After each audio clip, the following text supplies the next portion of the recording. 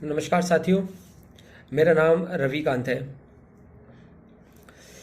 सबसे पहले तो मैं थैंक यू कहना चाहूँगा परिहार जी को, जिन्होंने मुझे मौका दिया कि मैं अपनी कुछ एक्सपीरियंस और अपनी कुछ बातें शेयर कर सकूँ आप लोगों के साथ में।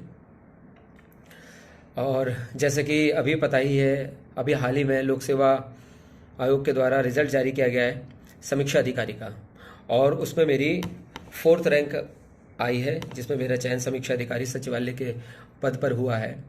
और इससे पहले अभी UPSSSC के द्वारा लोअर पीसीएस का रिजल्ट घोषित किया गया था, जिसमें मेरा चयन सप्लाई इंस्पेक्टर की पोस्ट पर हुआ था।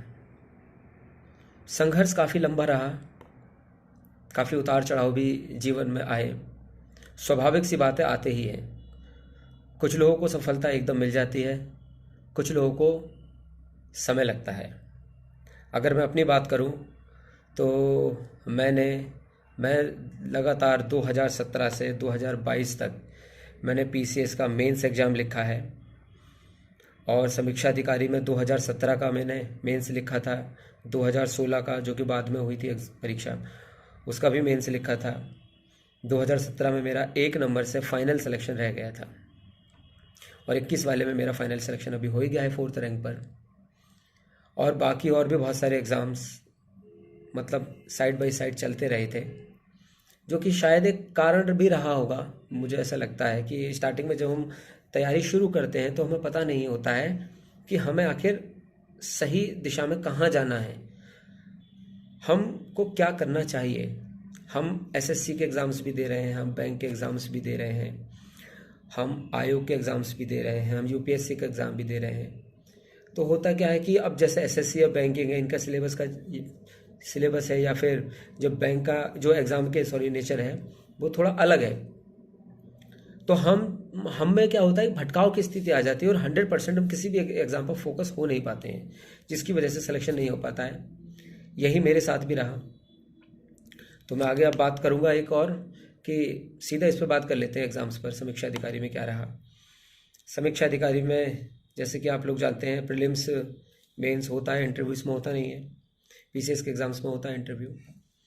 तो अगर मैं तैयारी की बात करूं कि मैंने क्या क्या पढ़ा, क्योंकि सबसे बड़ी समस्या जो रहती है स्टूडेंट की यही रहती है कि हम क्या पढ़ें, क्या ना पढ़ें, कैसे पढ़ें, जबकि बुक्स सबके पास में वही हैं, सारे नोट्स सबके पास में वही हैं, सब कुछ सेम है।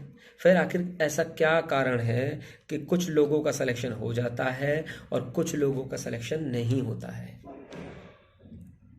इसके पीछे एक बहुत बड़ा कारण जो मैं मानता हूं, जैसे मुझे लगता है, हम चीज़ें पढ़ तो लेते हैं, लेकिन हम उन स्पेसिफिक चीज़ों को जो एग्ज़ाम्स में आती हैं या तो ठीक से पढ़ नहीं पाते हैं या रिवाइज नहीं कर पाते हैं।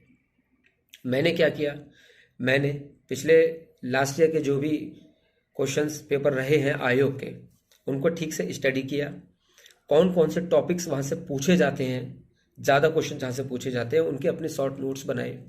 और सबसे बड़ी चीज़, जो सबसे ज़्यादा इम्पोर्टेंट चीज़ है यहाँ पर जो मैं कहने वाला हूँ, वो है कि मैंने ग्रुप स्टडीज़ अपने दोस्तों के साथ में बैठकर उन सारी चीज़ों को डिस्कस किया, जिसका मुझे बहुत ज़्यादा फ़ायदा मिला।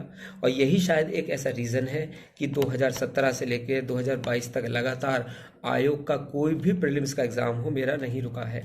सारे प्रीलिम्स के एग्ज़ाम्स मेरे क्वालिफाई हुए, क्योंकि वो फैक्चुअल चीज़ें हों या दूसरी चीज़ें हों, वो शायद तैयार हो जाती है। और इस माहौल को बनाने में मैं सबसे बड़ा योगदान जो है वो देना चाहूँगा।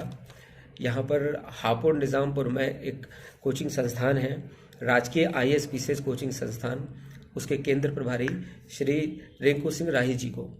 उन्होंने यहाँ पर एक ऐसा माहौल क्रिएट किया, या फिर एक मेंटरिंग सिस्टम यहाँ पर वो लेकर आए हैं, जिसके थ्रू हम लोगों को मौका मिलता है, जो नए स्टूडेंट्स आते हैं या जो हमारे साथी होते हैं, उनके साथ में इंटरेक्शन करने का।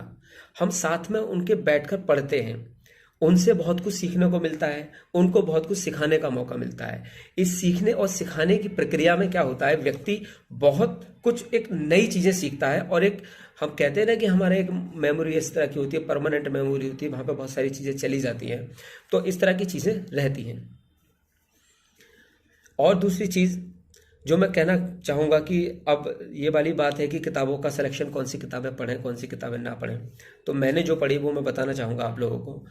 एक तो घटना चक्र पूर्व अवलोकन की जो किताबें आती हैं, सारे सब्जेक्ट्स के लिए आती हैं, history, geography, polity, economic science सबके लिए आती हैं, उनको मैंने पढ़ा।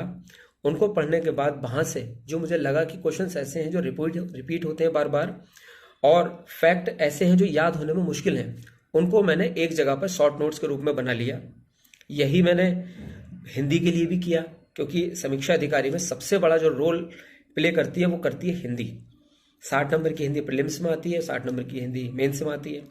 मेंस में पर्यायवाची वाला जो टॉपिक है वो नहीं आता है, बाकी प्रीलिम्स में आता है। तो उसके लिए मैंने हरदेव बहारी, वासुदेव नंदन और घटना चक्र पूर्व अवलोकन जो आरओ के लिए स्पेशली आती है हिंदी वाली, उसको बहुत अच्छे से पढ़ा। केवल पढ़ा नहीं, लिख लिख के अच्छे से पढ़ा।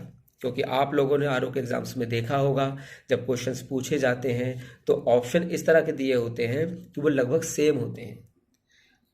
थोड़ा बहुत अंतर होता है तो वर्तनी का अंतर होता है। कभी कभी हम उसको केवल एज ए उच्चारण की तरह केवल याद कर लेते हैं, लेकिन जब सामने ऑप्शन आता है तो उसको ठीक से नहीं कर पाते हैं। इसलिए लिखकर याद करना बहुत ज़्यादा ज़रूरी है। मेमोरी में याद रहे दिमाग में कि वो क्या था, हाथों को ये याद रहे कि वो वर्तनी क्या थी, जिससे कि समीक्षा अधिकारी का जो पेपर है उसमें हिंदी आपकी बहुत अच्छी हो जाए। ठीक है, बाकी रहा निबंध वाला पोर्शन। तो निबंध वाले पोर्शन के लिए मैंने जो है एडिटोरियल वगैरह पढ़े थे, और कुछ उससे रिलेटेड जो मैंने कुछ सेलेक्ट कर रखा था कि मुझे कहाँ पर ऐसे लिख के आने हैं।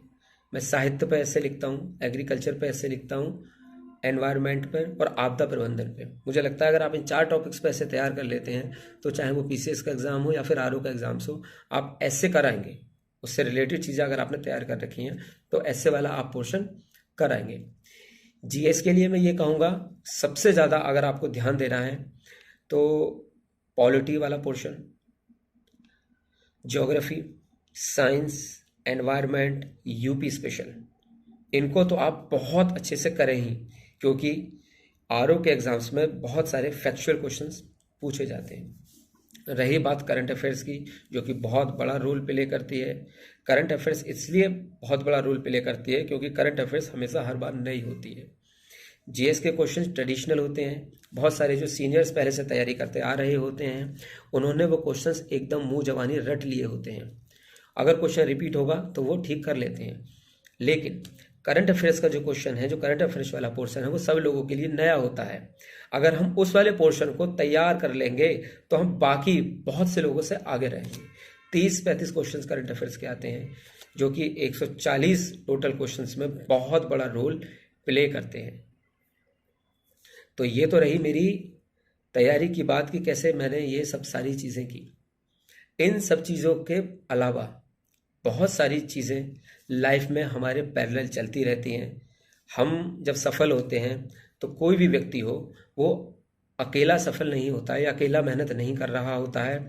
उसके साथ में बहुत सारे लोग डायरेक्ट इनडायरेक्ट रूप से जुड़े होते हैं, जिनसे वो चीज़ें सीखता है। मेरे दोस्त बहुत सारे ऐसे रहे जिनका सीधे या अप्रत्यक्ष रूप से योगदान रहा है, क्योंकि कभी कभी हमारे जीवन में बहुत सारे उतार चढ़ाव आते हैं, बहुत तरह की समस्याएं आती हैं। मानसिक रूप से भी हम परेशान रहते हैं, आर्थिक रूप से भी समस्याएं आती हैं कि कैसे उन चीज़ों को हैंडल करें। तो मैं यहाँ पर जो है एक विशेष व्यक्ति का, अपने दोस्त का, अपने मित्र का नाम लेना चाहूँगा, जिसने मेरा हर वक्त मतलब साथ दिया। उसका नाम है अंकित गोयल। हम दोनों साथ में ही तैयारी कर रहे थे। दुर्भाग्यवश अंकित का नहीं हो पाया, मेरा हो गया, अंकित का भी हो जाएगा।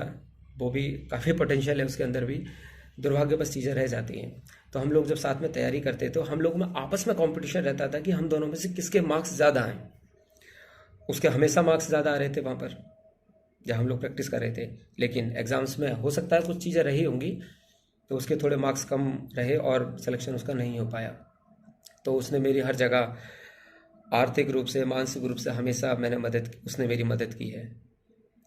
जीवन में इस तरह के लोगों का होना बहुत ज़रूरी होता है आपके साथ बहुत से, क्योंकि मुझे ऐसा लगता है कि अगर आप सफल हो गए हैं तो सफल होने के बाद आपको उन लोगों का साथ नहीं छोड़ना चाहिए था जो आपसे थोड़ा पीछे रह गए हैं। शायद उनको ज़रूरत तो होगी ही, मानसिक रूप से या आर्थिक रूप से बहुत सारी चीज़ें रहती हैं। आर्थिक रूप से ना सही, लेकिन आप मानसिक रूप से मदद कर सकते हैं, ताकि उन लोगों के अंदर वो मोटिवेशन बना रहे कि हाँ हम भी कर सकते हैं। पीछे लोग इसीलिए रह जाते हैं क्योंकि हमसे आगे निकलने वाले लोग हमारा साथ छोड़ देते हैं। खैर, ये कुछ चीज़ें अब आगे बात कर लेते हैं। और इसमें बहुत बड़ा योगदान मेरे परिवार का तो रहा ही है। परिवार का हमेशा सपोर्ट रहता है, चाहे कैसी भी समस्या हो। मम्मी का, पापा का बहुत ज़्यादा सपोर्ट रहा है हर तरह से। घर में कभी समस्याएं भी हो जाती हैं तो बताया नहीं उन लोगों ने कि पढ़ाई में कोई किसी तरह का डिस्टर्बेंस ना हो, तो वो सारी चीज़ें हमेशा रही हैं। और मैं एक चीज़ और कहना चाहूँगा कि मेरी तरफ से जो भी मदद हो सकेगी, जितने भी स्टूडेंट जो भी तैयारी कर रहे हैं, या जो मेरा अनुभव किसी के अगर काम आ सकेगा, तो मैं हमेशा तैयार रहूँगा। इसके लिए मैंने कभी टेलीग्राम चैनल भी बनाया है, जिसको मैं PS प्रयार जी को कह दूँगा, वो कमेंट बॉक्स में डाल देंगे, आप वहाँ से जुड़ सकते हैं, जहाँ पर मैं अपने द्वारा बनाए हुए नोट्स या और भी जो चीज़ें होंगी, स्ट्रेटजी वगैरह, वो मैं वहाँ पर शेयर करूँगा। तो बस इतना ही कहना चाहूँगा मैं कि हार ना माने आप, क्योंकि हारता तो कोई भी व्यक्ति नहीं है। हम या तो जीतते हैं या फिर सीखते हैं, ये सुना होगा आपने। लेकिन असफलता के बाद में हमको एक चीज़ ध्यान रखनी चाहिए कि आखिर ऐसी कौन सी कमियां रहीं जिसकी वजह से हम पीछे सफल हो नहीं पाए। उन चीज़ों को सुधारना है और आगे बढ़ना है। सक्सेस तो मिल ही जाएगी, सक्सेस कोई बहुत बड़ी चीज़ नहीं है। समझ लेना है कि कैसे उसको अचीव करना है। तो ठीक है फिर, okay, thank you, all the best, नमस्कार।